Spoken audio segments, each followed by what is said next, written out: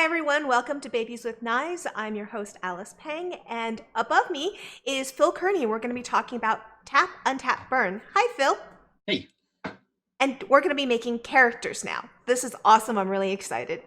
This Tap Untap Burn is a 5-mana spell point system that's a variant to the Vancian 4 for 5th edition for D&D. And so we're going to be making Magic the Gathering inspired style characters. Brandon is below me. Hey, Brandon Powers. Howdy, howdy.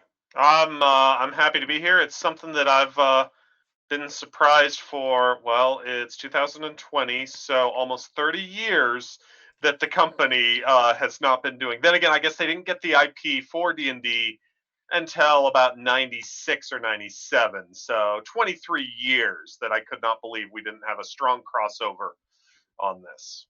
So before Phil starts us on this and we start talking about this a little bit, I do want to mention that you should go and check out an interview we just did with Phil a few minutes ago. That'll be up, and I'll make sure a link is down below in the description, as well as the resource bundle that he mentions in that interview so that you can do this for yourself. So Phil, can you get us started and guide us on how we're going to create a character for the game you're going to be running for us? Yeah, I'm really excited about that. So it's going to be a second tier hex crawl, and the scenario that we're going to be looking at I'm planning on it. How to say the hex crawl adventure that I am creating is built for second tier, which is basically level 5+. So I am planning on playtesting it extensively in the form of a West March campaign, where whoever shows up has a 6th level character, and you're going to basically tear across the rubble belts and abandoned cities of Ravnica in search of civilization so you can get back home. So characters in this scenario could either be guildless, in which they are people that grew up outside of the Ravnica guild system and know nothing about it, or people that are really into Ravnica lore can build characters devoted to or gilded with a specific guild with a specific mana color that they want to use and a specific set of spells. So it'll be, since it's West March style, it's drop in, drop out. So whatever your character is able to do during the adventure session is going to ultimately help the entire team of whoever else shows up in the future, as you're going to be contributing resources that you find in the wastelands to the pot, and you're going to be building renown with different tribes and different guilds as you're going through the landscape. So it really doesn't matter what kind of a character you build, any race that you want, any class that you want. Obviously for this build, sticking with spellcasters that are in the player's handbook would be ideal, because that's material that's immediately covered here. But people in the future, as it branches out, are going to basically do whatever they want. So, but for simplicity, it probably just makes sense for us to stick with ungilded characters using spellcasters from the player's handbook. Yeah. I think it's going to be a little more accessible to our general public. Although for me, I would probably play Conclave. That's green-white. Yes. So that's awesome. Brandon's like, yeah, that sounds like her. No, that sounds like me too. That's the green-white is the color combo that I naturally gear towards. Neat. Well, when we dive in further with more Ravnica stuff in the future, then we could kit out characters that are in Selesnya specifically. Yeah. All I want to be is a charging troll with an armadillo cloak on, man. Yes! I had a deck that worked so well for. Okay. So, let's get started. First off, we need to talk about some concepts for characters. So I was thinking of either making a gnomish wizard or a human monk. Brandon, what about you? What are you thinking about doing? Mountain dwarf paladin. Green white. Okay. Wicked. So let's go with monk for me then. Okay. Let's go with monk. So we're going to build 6th level characters. Okay.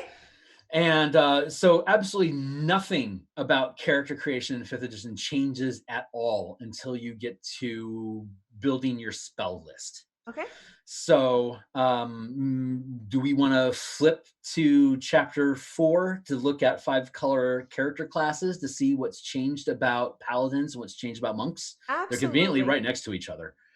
Sure. If somebody grabs the PDF and they click on the table of contents in the PDF, there's a lot of bookmarks that are active aside from the table of content in the actual PDF document itself being active.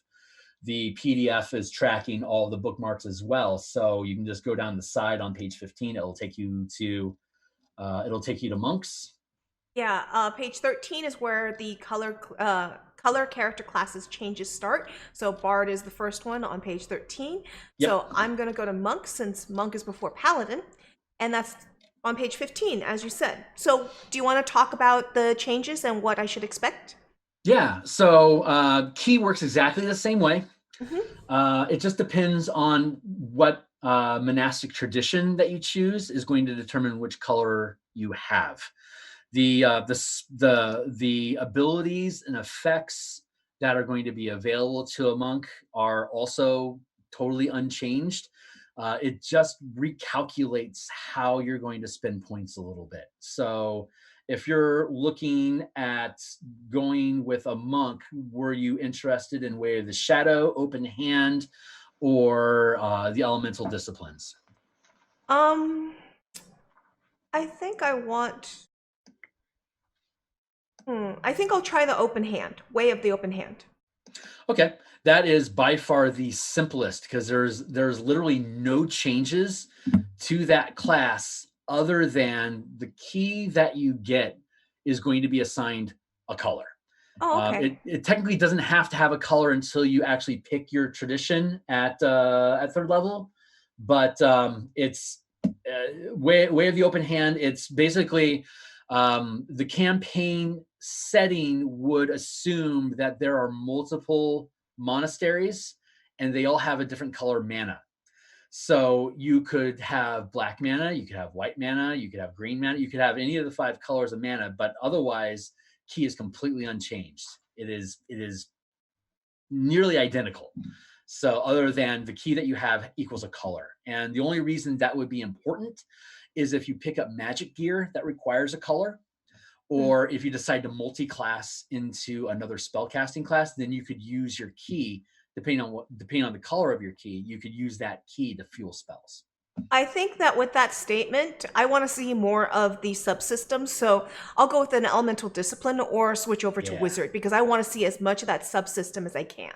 Okay. So the if we go with the I'm going to lean in here because my monitor is big and it's not necessarily facing the camera, so Sure. forgive the side of my face. But so the elemental disciplines. So the page here, adding colored key, it uses the same point philosophy that the rest of the spellcasting classes uses, which Okay. is the level of the spell is however many key are going to be burned. And you gain key at the same rate as you would as listed in the player's handbook, essentially 1 key per level. So a 20th level monk has 20 key. Okay. The Way of the Four Elements defaults to green magic, and this is the first instance where you can really see how flexible or how unimportant the color of a spell listed is, because using Discipline of Elements, all of these spells are green regardless of what they're listed as in the spreadsheet.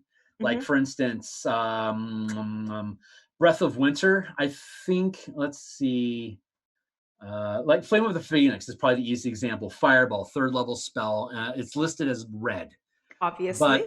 when you're using Way of the Four Elements, all of your mana is green, and therefore, the Flame of the Phoenix, it's a green. It's green for you. So when you're going to use that ability and cast Fireball, you're going to burn your green key to cast that spell, and it's going to cost 3. So if Hmm. you're a 6th level character, you have 6 key, all is green, and if you were to obviously you get 1 spell when you take the class, and then you get another spell at 6th level. But the way that you can, it's very easily written here that when you acquire 6th level, you can pick any spell up to your max spell level, and your max spell level equals half your monk level.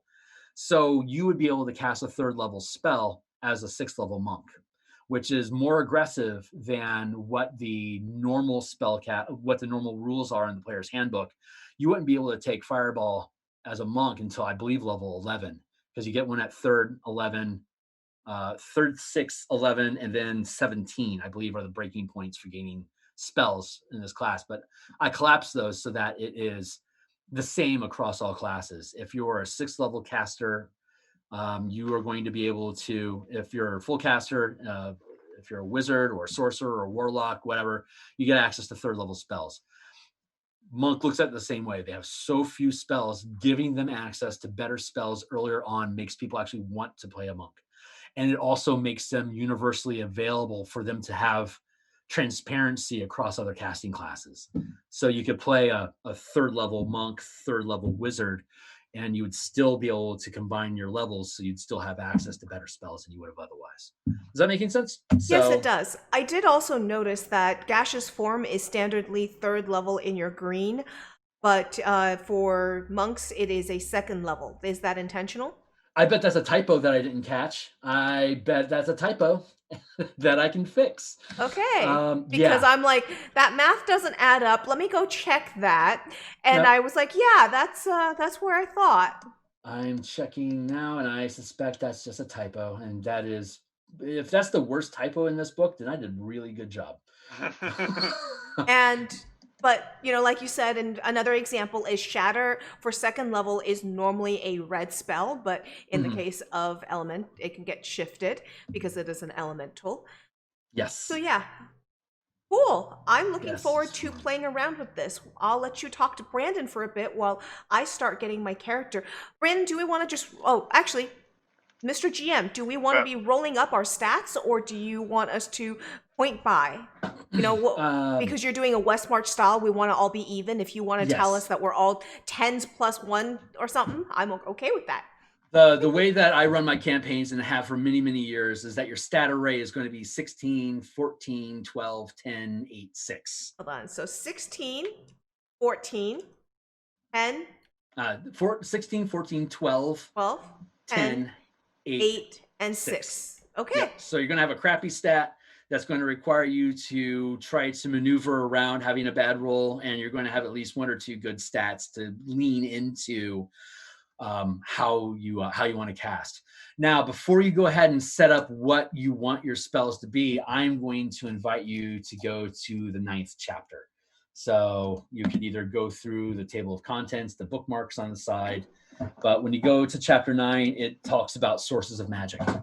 So what I did is, because there is such a large array of different types of magic, especially like in Ravnica with different guilds, there are, D&D is always stuck with just arcane and divine magic until they started really going off the deep end with variant products like Tome of Magic in 3rd edition. And they started exploring shadow magic, binding magic. Dark Sun had elemental magic and defiling magic. They started exploring that, but they really reeled that back in 5th edition to being only arcane or divine. And so there's 2 things that I don't like about that, which is that the most powerful spellcasters in the game only require 1 stat to do anything that they want, while split classes like Rangers and Paladins, not only do they have less spell capability, but they're saddled with having to care about more than 1 stat. So they have that additional ding against them. So what Sources of Magic does is it reflavors what your magic is and then provides mechanics behind it. And that, depending on what type of magic source you want, will depend on what casting stat you're going to use. And there's always a selection of 2. So like if a Dwarven Paladin wanted to use primal magic to have like their emotion or the fire or their ancestors flowing through them, you could use primal, and primal magic uses strength or constitution. If you wanted to like have your ancestors provide you with your magical fuel because they your lineage flows through. You might choose spirit magic instead, which could be strength or wisdom. So you have there's 2 or 3 stats, 2 or 3 different types of magic allow for each stat. So like if you want to be dexterity based, you have a number of different choices that you could use dexterity as your casting stat, which is interesting because over the past 3 months, Wizards of the Coast has been rolling out more and more Unearthed Arcana content that has alternate casting stats. Dexterity with the Soul Knife, I think, was the most recent one. They had a Barbarian, a Rage Mage that used Constitution for its casting stat. So this is actually staying right in where the design space that Wizards of the Coast is currently exploring, and it's been getting really good reviews on their end of playtesting. It used to be a real debate on whether or not a physical stat as a casting stat is broken or not, and Wizards has really been throwing that logic out the window lately, saying if it works for the class and it works for the characters, then it's good. So this leans into that quite a bit. The flavor leads the mechanic rather than the mechanic leads to flavor. Truly, and like for example, you did the conversation about Fulu, script magic. I would say script magic is probably either dexterity because of the calligraphy aspect to it, or intelligence because of the precision in the mathematics that go into it. Mm-hmm. So if you wanted to play a Fulu monk, you could just make up with DM's permission that source of magic. And then you would just decide which of those 2 stats did you want to key it to. And since everyone's starting with the same stat blocks, if you can reduce everyone having only one stat as their primary stat, then everyone actually is on the equal foot. You would have as much statistical viability as a wizard would that would only need intelligence. So that's the thought behind that. So when you're building your character and you're arranging your stats, think about, what do I want my source of magic to be? That immediately starts informing what your character is all about, how they're going to portray the magic that they're using, and it has the added benefit of I get to lean into whichever stat I want. So you make that choice before the character is done. And for me, for the monk, it would be my dex based spells, and I already have an explanation on why dex would be my choice if I get to choose that stat. It's page 37 has the chart that says which sources go with which stats, Alice. Yes, thank you. Oh, there is a specific chart. That's true. And for viewers, you are able to see it. It's down in this lower corner on page 37. And key is dexterity or wisdom. Cool. So my explanation works great in my head. Awesome. So I am going to be doing dex on that. Now, when you do this for a character, in 5th edition, a number of characters will have specific abilities separate from their casting that say you use this, stat, and then you can use it that many times per day, or this, multiply by this, whatever. Is that following that casting stat that you're choosing, or is that staying with the way that it's printed in the PHB? The chapter 11 is implementing variant rules. There are a lot of questions like this that come up that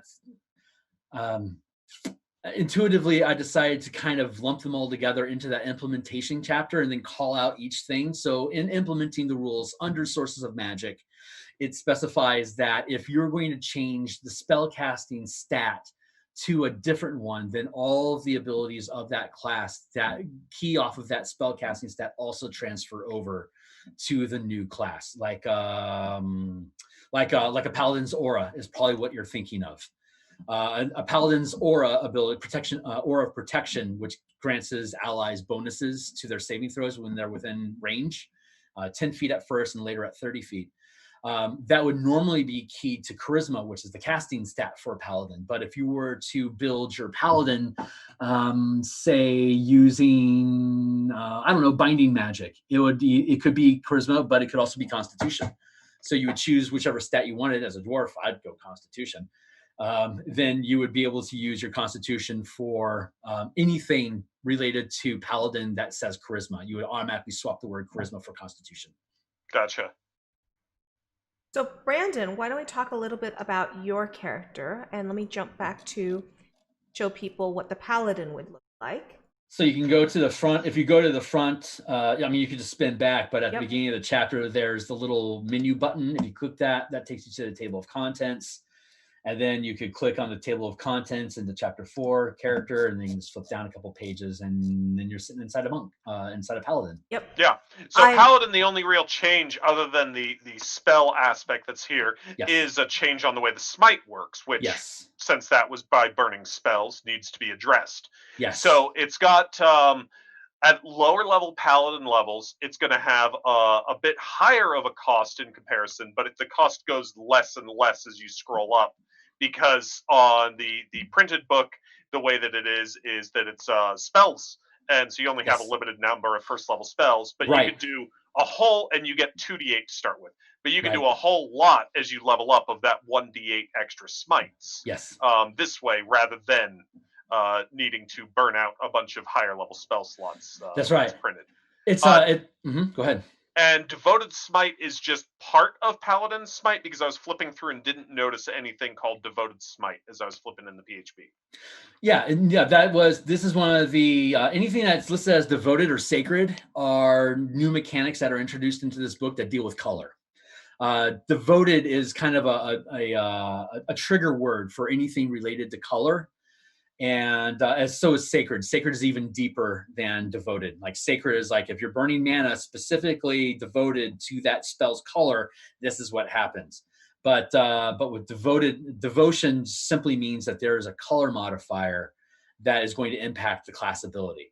So, and this is an optional rule. You don't necessarily have to use it. But what I do want to address initially before I start talking about that is that the way that Divine Smite was changed using spell points was not implemented by Wizards of the Coast initially, because Wizards has a point system. Again, it's pretty clumsy. It's like 2 points for the first and 3 points for the second, and eventually scales up to 13 points for 9.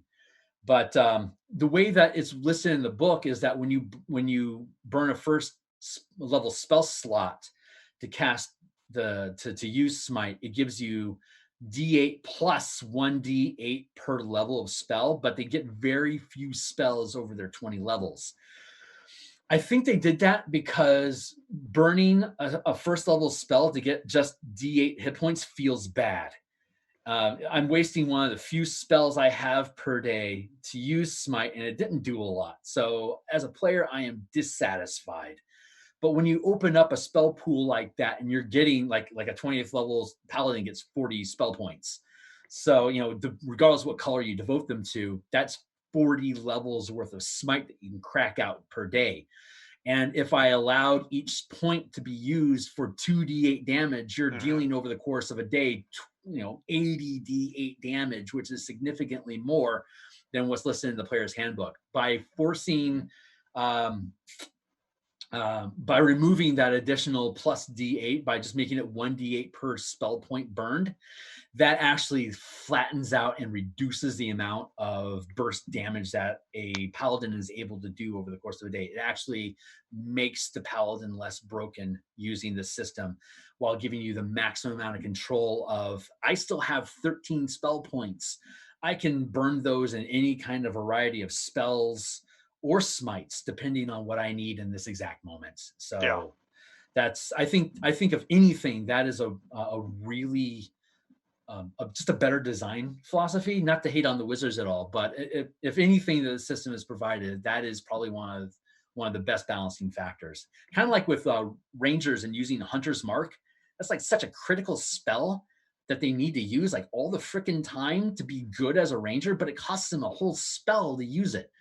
But if they've got 40 spell points as a 15th level Ranger, with like 30 spell points, me tossing out Hunter's Marks to be good at what I'm supposed to be good at becomes a no-brainer immediately. Yeah. So it's just good quality of life improvement that really just naturally lent itself when the system was built, if that makes sense. So Smite. So getting back to your actual question about devoted Smite, the default is burn any color mana you want, and it's going to be radiant damage. It's going to do the extra 2d8 damage against undead and devils like you would expect it to.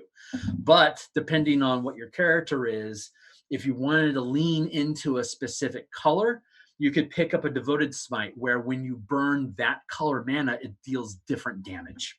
All right. So the only thing I'm going to say, default is you have to burn white mana. That should not say that. Second line, middle of the sentence.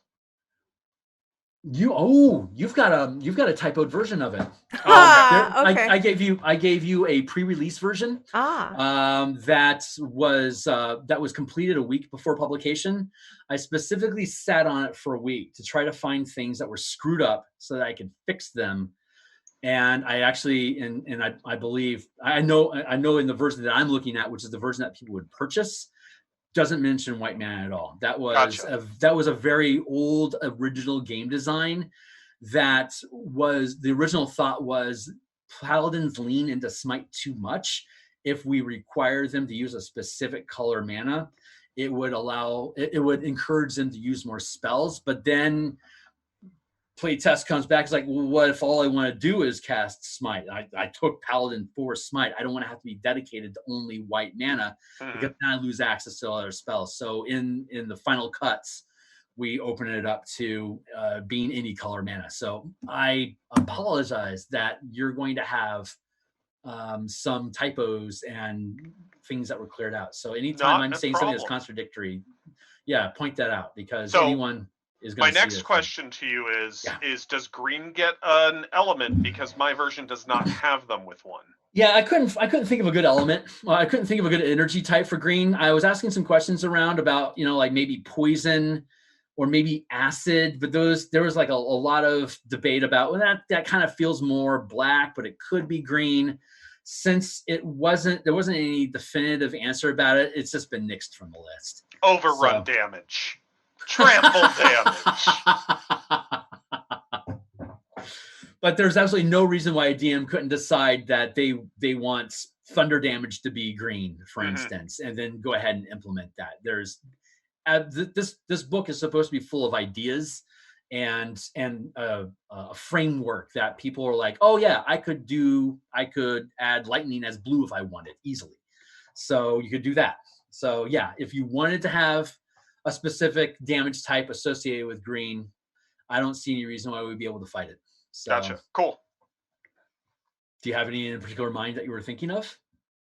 I'd want to look through it. I know that and you've put way more thought into this than me looking at your thing and thinking. Your spell conversions and mine don't necessarily line up. I see reasons why, for balance purposes, of they have this many spells of these levels, and I'm trying to make certain each of these 5 schools has a reason. Yeah, it's not ideal. Yeah, by all means. Which, of course, brings me to the question: are you planning on making, your supplementary product with all the spells that you've come up with, so that you've got your dark rituals and such like that? There's so future releases, like one of the books that's in development is the Guilds of Ravnica, which will take the spell lists and convert it into a 2-color mana format.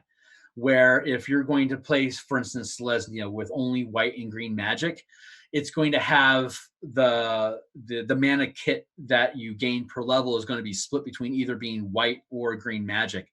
The Knights and Tricksters supplement that's bundled with this is the first class that actually has that division, where you can see you've got a primary color, which you choose either being white or green, and then you have a secondary color, which would be the other, white or green.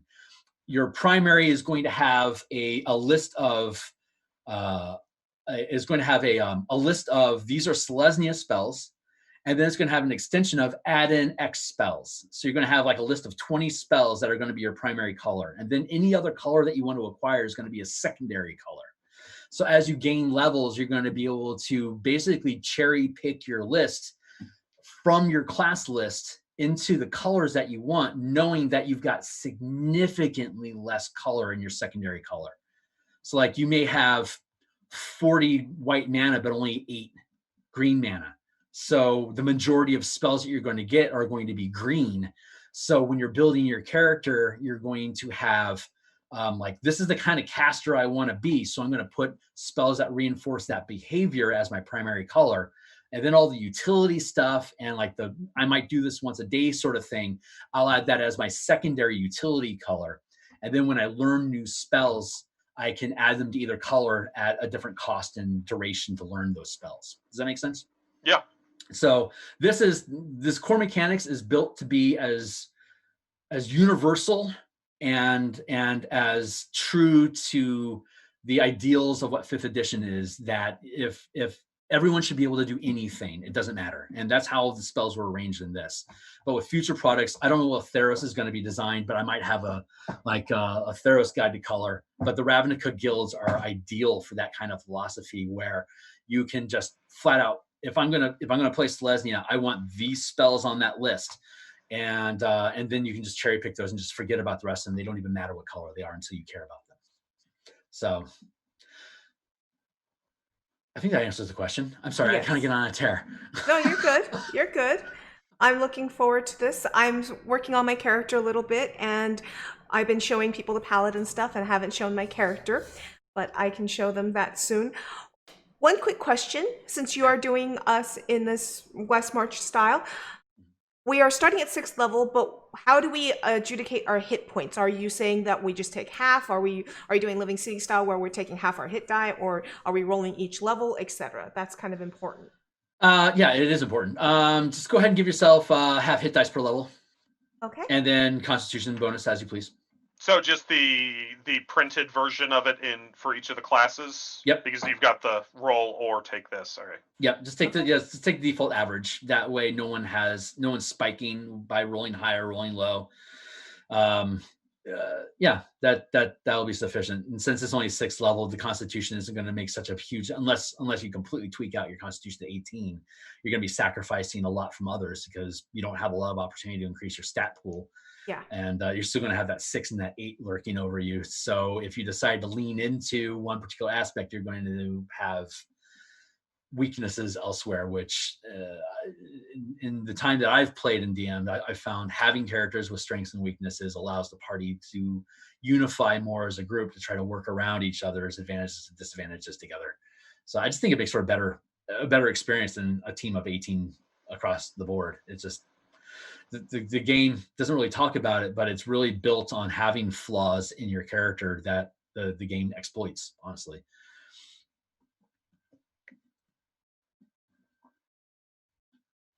There's the Chinese counting.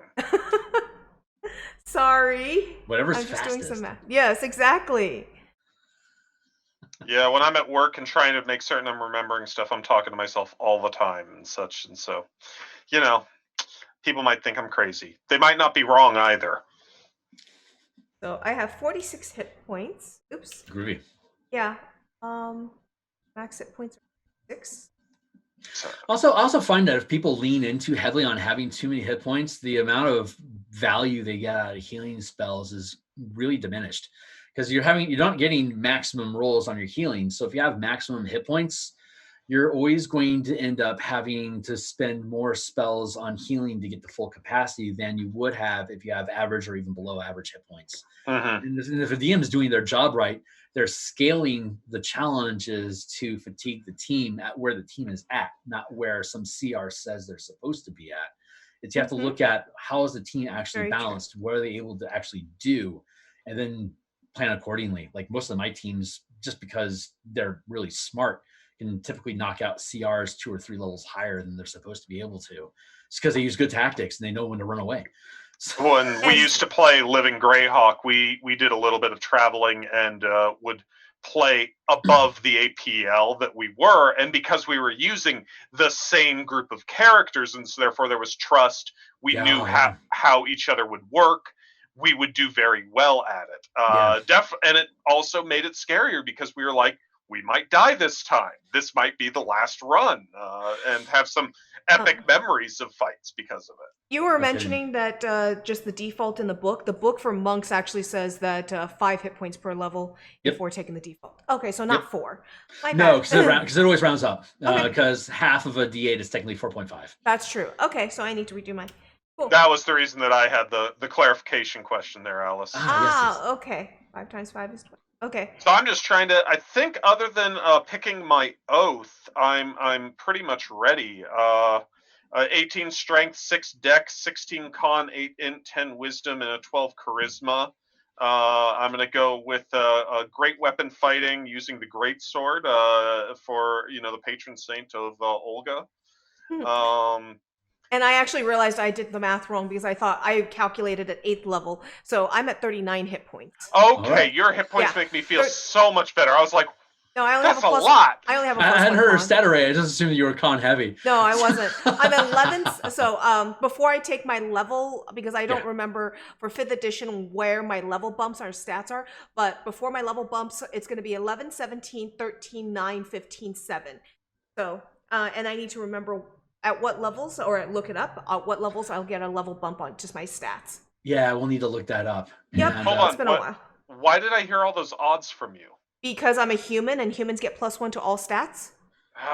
Yeah. Humans. I know. I was thinking maybe I should power game this and turn myself into a halfling. But I'm like, I'm going to get some stat bumps and that's going to help. So you get 2 stat bumps, so either, 2 abilities get +1 or 1 ability gets +2 at this point. Okay, it's going to be 2, so great. So I'm going to get go to an 18 dex and a 16 wisdom. I do want to point out, instead of ASLs, you can always take feats. Mm-hmm. And there is a feat that is provided at the end of the character class chapter. Let me take you to it real quick. Let's see what page it's on. It's on page 24, variant feat, color magic initiate. Mm-hmm. So what the color, for those not already familiar with the depths of 5th edition, the Magic Initiate feat allows a character under normal player handbook rules to acquire a 1st level spell from any spell list. They also get 2 cantrips from that same spell list. So like you could choose Druid, and you could get 2 Druid cantrips, and you could get a 1st level Druid spell. Using this system, what you do instead is you look at the spell list of all the spells and pick a color, and then you can pick one 1st level spell and 2 cantrips from that color. You then get 1 mana of that color that you add to your mana pool. So if you as a monk, you've got green, if you wanted to go and have a extra point of green, you would then be able to go to the 2nd chapter or the master spell list in the spreadsheet, look at all the green 1st level spells and all the green cantrip spells, and then pick 2 cantrips and 1 green spell, and then you would have your 1 point of green mana. And because the way that mana works, as long as you don't burn that point of green, you could cast that spell repeatedly. And because you're using key, you only have to spend 1 key to cast that spell, as long as you still have that 1 mana available to fuel whatever that spell is. So if you guys wanted to take Magic Initiate, I wanted to make sure that I was aware of it, because that's an easy way for you to be able to get access to a spell that a monk would otherwise never be able to get. Same thing with Paladin. You could totally buy into the wizard list or the cleric list, or any list that you want, Paladin or Ranger even. Like you could get Hunter's Mark and pick that up because that's a 1st level Ranger spell. So that is something that's a godsend for the Eldritch Knight and for the Arcane Trickster that have an incredibly limited mana pool, and that just it's a good quality of life. The way that the spells in the player's handbook normally works is that you've got that 1 spell point, you got that 1 spell slot, quote unquote, and when you cast that spell, it's done for the day. But by using a mana pool system, that point gets incorporated into your pool and it just becomes a part of it. So as long as you always have that mana available and it hasn't been burned yet, you can still cast that spell repeatedly. Very cool. Yeah, a lot of flexibility. I'm just getting my, my basics written out right now. I'm going to be at a 55 speed, etc. We're going to go with 6th level. So, I'm going to 55 speed. Yep. Yeah, no, quick. 30 plus 15. Over double mine. 30 plus 15 is 45? 45. Sorry, 45. I apologize.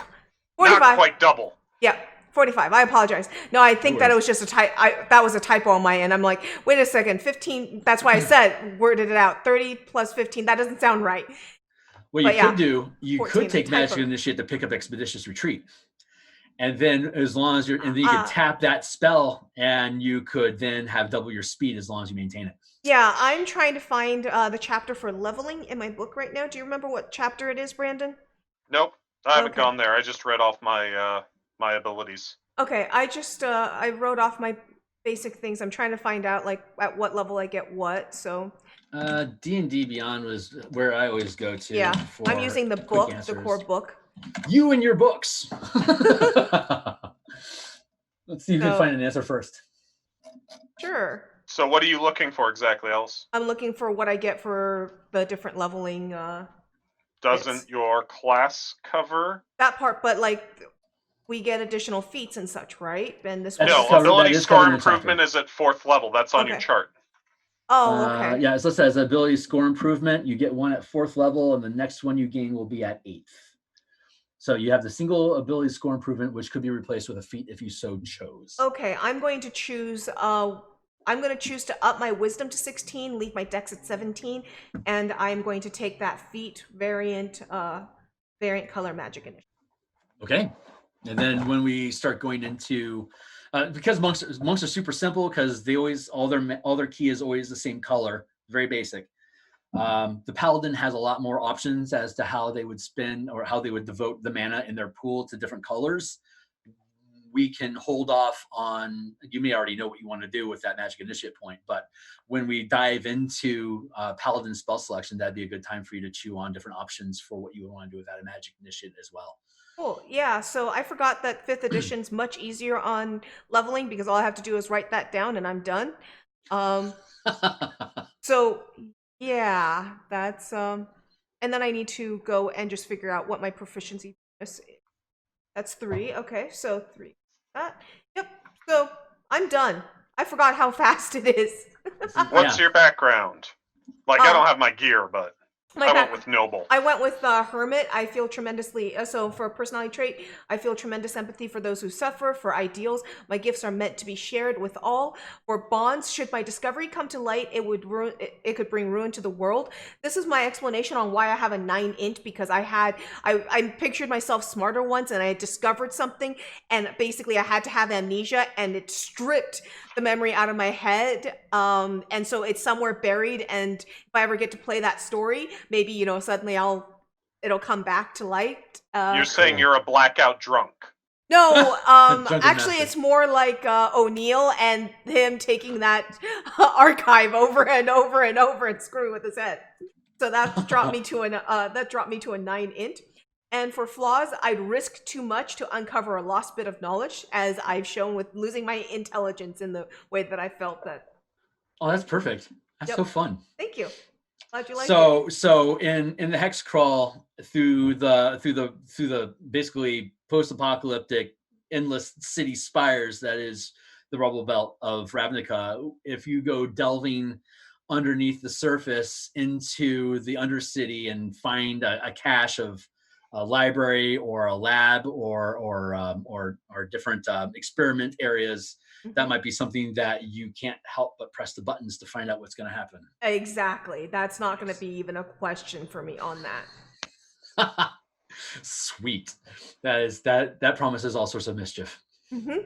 So yeah, and I figured that would be a good way, that I had at one point discovered something of great knowledge, and then it had to be stripped from me for the safety of the world, and in stripping that from me, it had to take a piece of me. But it was the worthwhile sacrifice. But it left me a little dumb. But I'm very wise, so I'm 9 int, 16 wisdom. So I'm not super dumb as a person.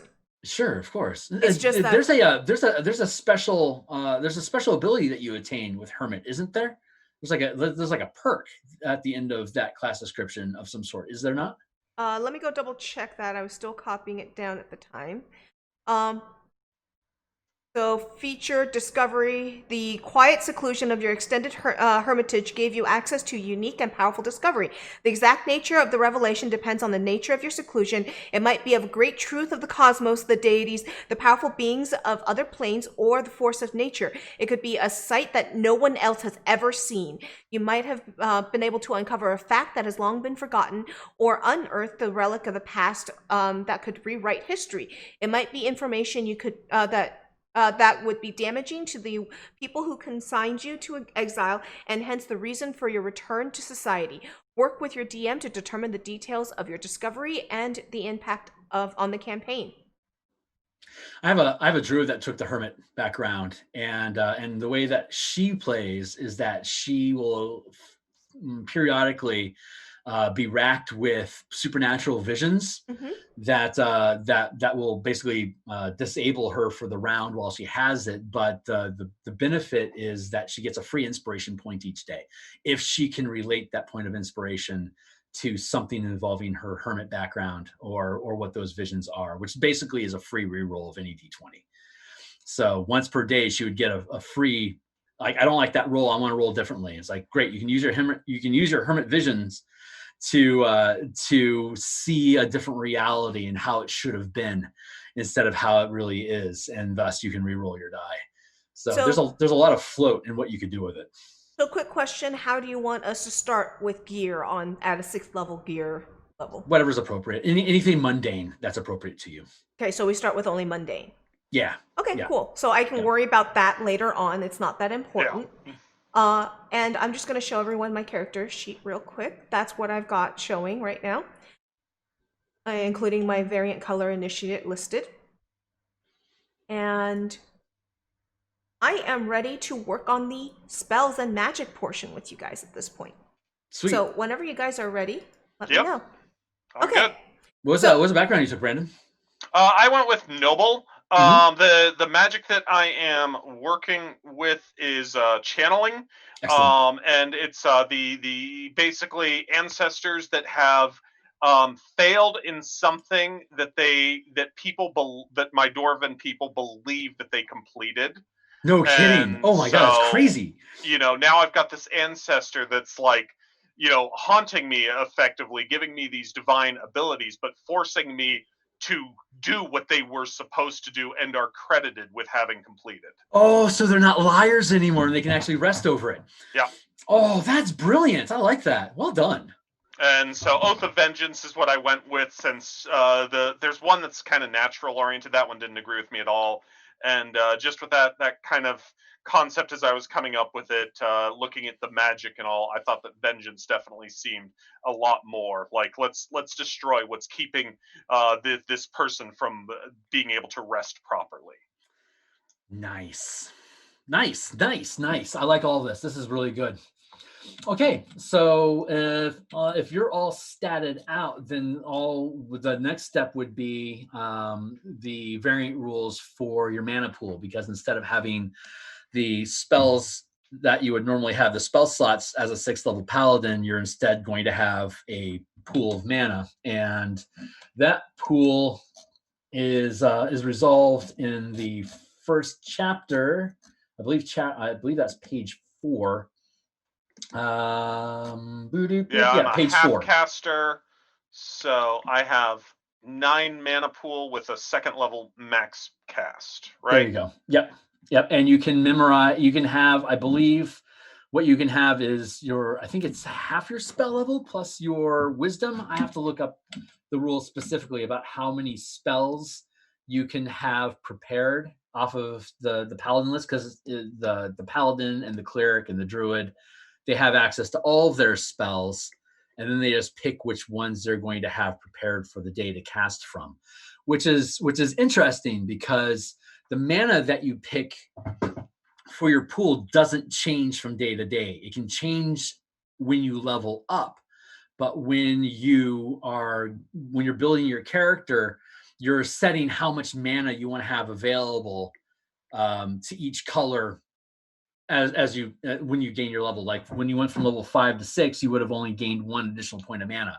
You would have had to have chosen which point of mana do you want to, what color of mana do you want to devote that point to. But since we're building 6th level characters, it's probably best to take a look at the spell list and see what spells am I realistically going to want to have access to. If you built this character from scratch, you would know that I never use these spells. I have no interest in them. I only use these spells repeatedly. And as you continue to build your character, you would end up leaning in more and more on those tactics, because as players, we stick with what's working for us. And when we gain access to new level spells, that's when we start looking at what our options are. So like when you go from 5th to 6th level, you would have gained a point, but you can also change a point. So like if you had Okay. if you had all white mana at level 5, and when you gain level 6, you decide you want to get into green, then you would have 1 point that would be devoted to green, and then you could switch one of your white points to green as well. So you would immediately have access to second level green spells. So Yeah, for me, I already know no black, no blue. Red, I'm going to go read the 2 spells of Searing Smite and Thunderwave and see if I want to bother with red or not. And so I'm looking at a lot of white and green, and then I'm going to go back and look at my smiting thing to see if I want any mana to specifically smite with rather than spellcast with. and when anyone that picks up the product, if you click on the table of contents that's native to the PDF application, and you scroll down, you'll see that each of the class spell lists are individually bookmarked. So you can click on page 64 and automatically take you to the one page that has all of the Paladin spells from the player's handbook. That's both the Paladin and the Ranger only require one page to list them, and they're all divided by. You can.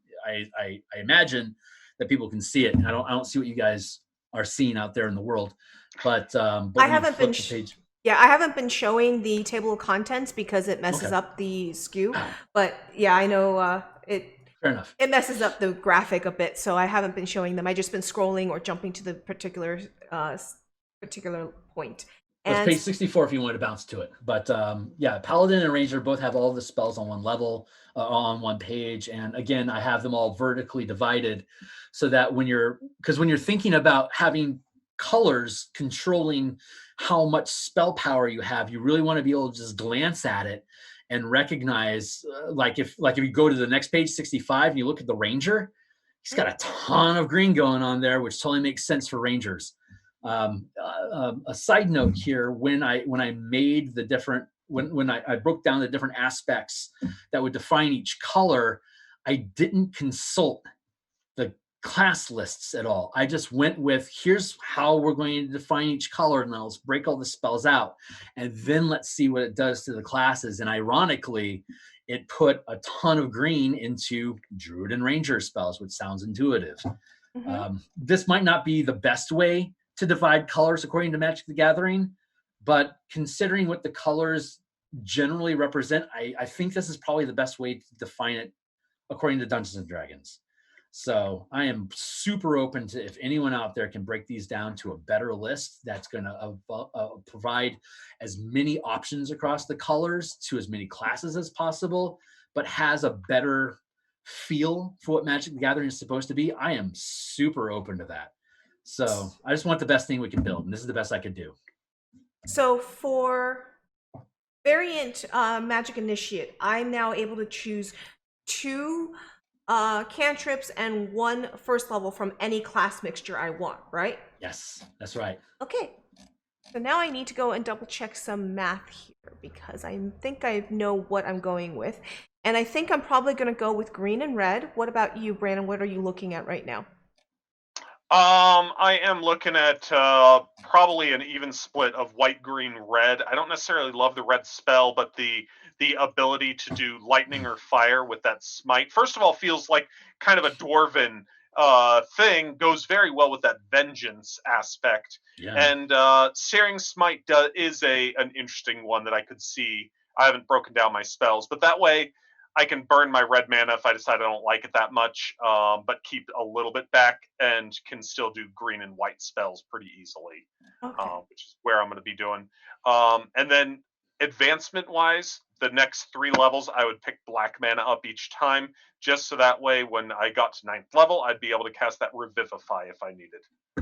Absolutely. And since it's common magic, all you need is the 3. You just need to have the 3 black mana. You could burn red or green or white mana to be able to cast it, as long as that mana remains there. But if everyone's doing well, if you're not seeing anybody dropping anytime soon, those 3 mana are something that you could easily burn to fuel a different spell if you needed to. So, and that's something I really like because people have heard this from me before. I haven't really played 5th edition. I'm running a 5th edition game right now, and I ran one when it first came out. I've played a couple of hacks of 5th ed for, like, one was a Shadowrun type game, which is absolutely fantastic fun. Yeah, kidding. That sounds great. Yeah. Yeah, it was a lot of fun. Oh, He got to play I a love baseball. Shadowrun. He got to play a baseball mage. Everything was baseball themed.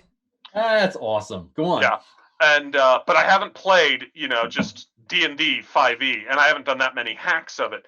But I love things that make you make intelligence choices, and you have to think, do I want to do this or do I want to do something else? And Thank you. the way that mana burning goes on, it's not penalizing you that much, but sooner or later, and wizards maybe think about it a little less because they've got more mana. Right. If I got those 3 black, I'd have to, from the moment I cast any spell, say, am I going to need to bring somebody back to life right now? And sure, I can start burning the other manas, but pretty soon those are going to get a little short, and then I'm going to have to say, is anybody going to die today? Yeah. So Yeah. one of my cantrips that I'll be taking is Shillelagh. Nice. Oh, that's going to really work well with Monk. Yes, it does. That's fantastic. Well done. Go on. I went to go double check and triple check the mechanics, and I did all the math, and I'm like, yep, this is going to do exactly what I thought it is. And so I'm going to take one of my cantrips as Shillelagh. Okay. That I was very certain of. That will Now, last a while.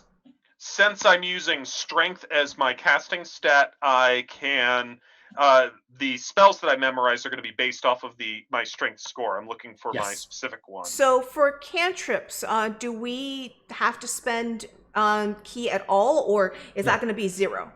Okay. 0 cost. Just Just wanted like the to- player's handbook. No Just change. wanted to double check. So yes, I'm kind of being a little bit of a power gamer here on that math because for it. I just jumped up to a D6 damage die.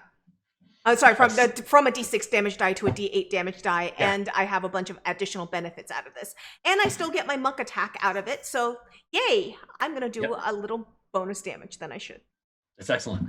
Awesome. That's excellent. And I need to choose my second. I'm gonna still have to choose my second cantrip, which I think I know what it is. I'm gonna go double check the mechanics on that, on the combination of working with that together.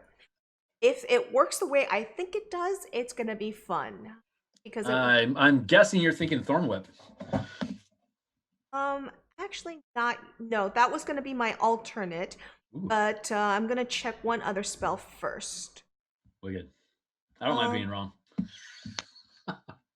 As a DM, it's my job. So yeah, all I have to do is pick spells, which isn't that exciting, but no, I like that a lot. It makes you I loved second edition with for priests that had domains. Yes. And so therefore, a priest of this god and that god feel very different. Third edition brought in or it was spheres then. Third edition Yes. brought domains in, but gave them this huge standardized list, and it leached a lot of the flavor out of it to me. That sure, maybe I don't get that same domain spell you do, but I've got all this. And here it's got kind of that same feel that I will feel different because I'm a white-green paladin than if I went for a different way of making it. So I want to hear what Alice has to say about finishing a magic initiate, and then I want to talk about your oath spells specifically. okay. Oh, I should go look at those. Yes, you should. If you're gonna like it. So since I'm gonna look at being very melee oriented, a Thorn Whip was my backup, like I said. Sure. But I'm looking at taking Shocking Grasp. Because then I nice. have bonus action Shillelagh, cast Feat. Yep. Because when I Shocking Grasp and I get that instant attack, and I read the mechanic, so I get that instant attack, therefore I get my automatic monk attack. Yes. Neat. So, that's my 0 levels, and that's those are kind of powerful 0 levels to put together. I'm pretty happy with that. It's I'm like, fun. I wonder if that'll work. Yep, the math works on that. So I get my automatic monk attacks because of it. Awesome. I get some extra damage. That's a significant damage jump. So I don't know what I want to take for my first levels. I have to look through that. So why don't you talk to Brandon for a bit, and I'll think about my first levels.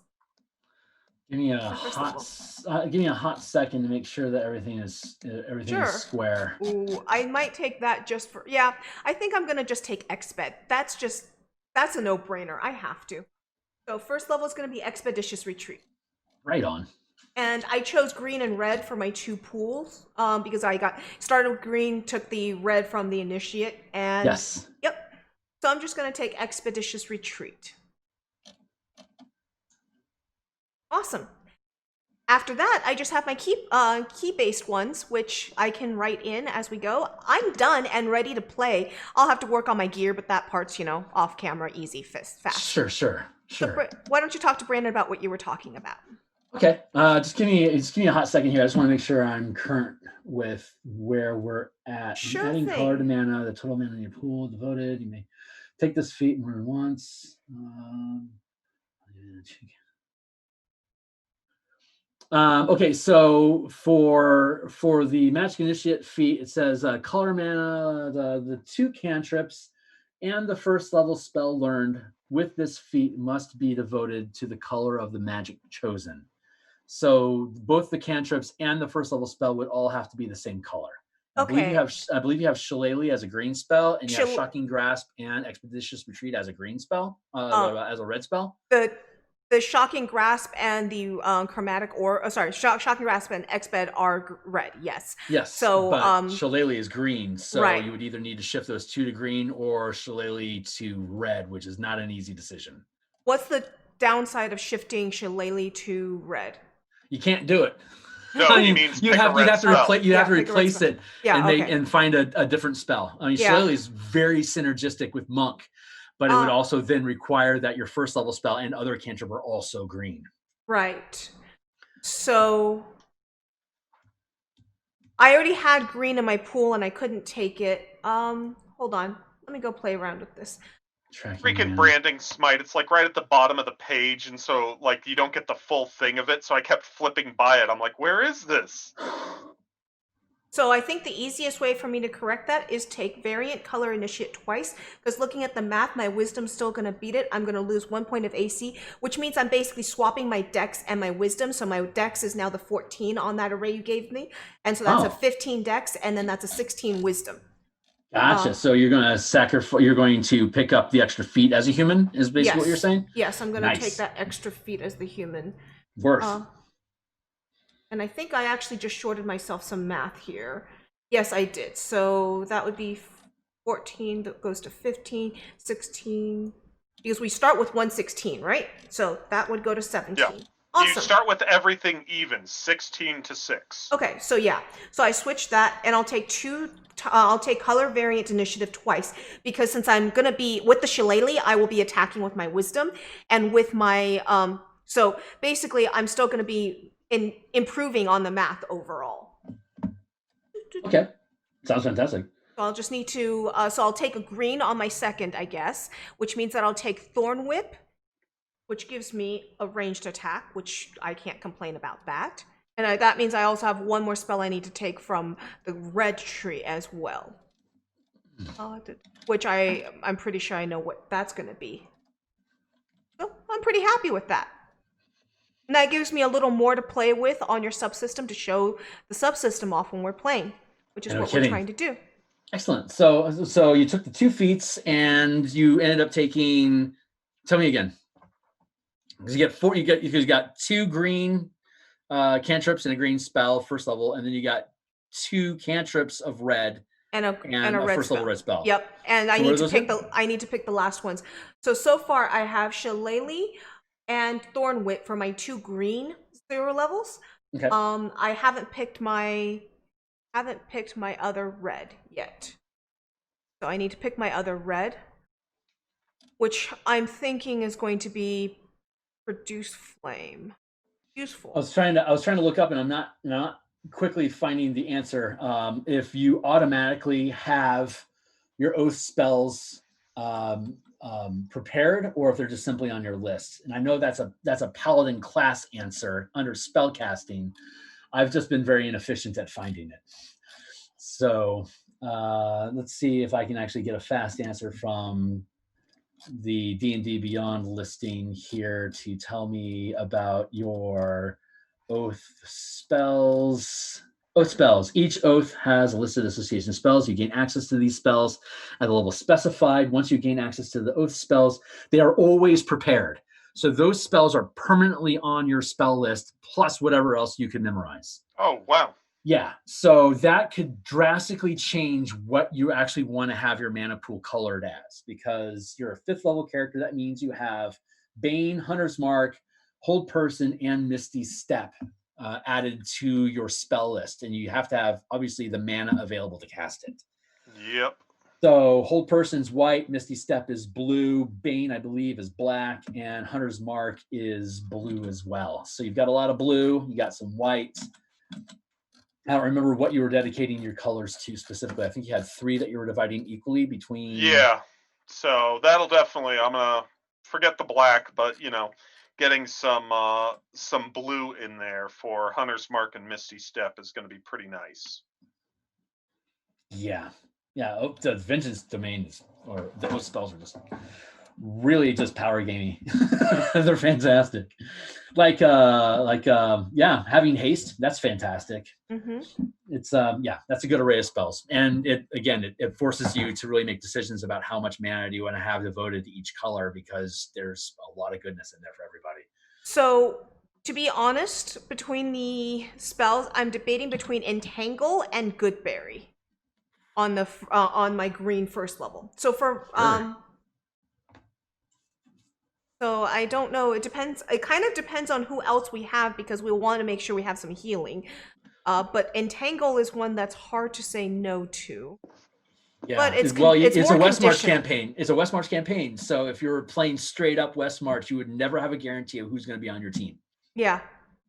So having some healing with Goodberry sounds good, because Goodberry, I can split that healing a little more effectively than Cure Light. I can stabilize people. So if we're short on healing, or if I'm going to have to basically maximize my resources, that over Cure Light is where I'm going to take, because that's 8 spells essentially of healing versus 1. So at that point, my green spells are going to be Shillelagh and Thorn Whip and Goodberry. My red ones are going to be Produce Flame Shock, because that's ranged, Shocking Grasp, and Expeditious Retreat. So I have 2 ranged spells and cantrips and 2 melee. And once again, if I do my melee thing, I can Shillelagh up and do my monk attacks. Seems like it's a great combination. Yeah, no kidding. You get 2 spells up to 3rd level that you get to pick from your elemental list as a monk. Did you know what you were going to pick with those yet? I have not figured those out yet. So because those are getting So let me go back to the monk list, which I believe is on page 16 or something. There it is. There it is. So I get up to level 3. So I get Fireball, Gaseous Form. Oh, these are my choices: Gaseous Form, Fly. Ooh, hard to say no to Fly. So I get to choose 2 of these up to 3rd level. That's right. Because normally you get your 3rd level spell, and then at 6th level you can change what your 3rd level spell is up to your maximum level if you wish. Which means when you're building a 6th level character, you can just automatically start with 3rd level or lower spells that are on that list. Truth is, I think I would take Gaseous Form, which is 3rd, and Fly, which is 3rd. Nice. So I will take Gaseous Form and Fly. Yeah, in the so on the list in the actual purchase version that's currently online, it has Gaseous Form listed as 3rd level on the lists. Okay, cool. So you just gave us an older version. No, I do want to double check here real quick just to see if it actually lists as 3rd level under the monk or not, because it could still say 2nd level as a monk, which would be a contrast. Yeah, you go double check that. And I just want to show people I modified the standard character sheet, spell sheet area to work with what I'm doing. So it works very easily, because I've got 8 maximum key right in the spellcasting ability. I have my monk key pool listing, and my spells are listed that way. So it's very clean and easy to do, just to do a minor modification. And my character is ready to play. Brandon, what about you? I went with, in the end, I split 2 of those red off to be blue for that Hunter's Mark and Misty Step, just to have the option there.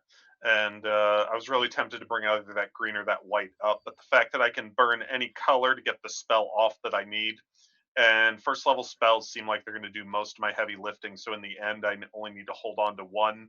I think Misty Step is the most interesting spell that I've got that I'm really looking at that 2nd level slot for. Awesome. So at that point, Brandon, you're done as well?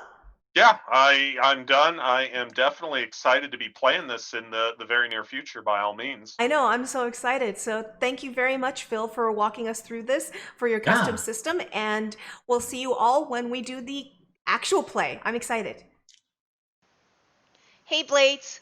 Thank you so much for watching another Babies with Knives video. If you liked what you saw, please don't forget to subscribe to the channel. Go follow us on Facebook and Twitter and come join the conversation in our Discord server. If you want to keep content like this coming, come check out our Patreon and consider subscribing. All links for this is provided in the description below. And remember, come back next time to get honed.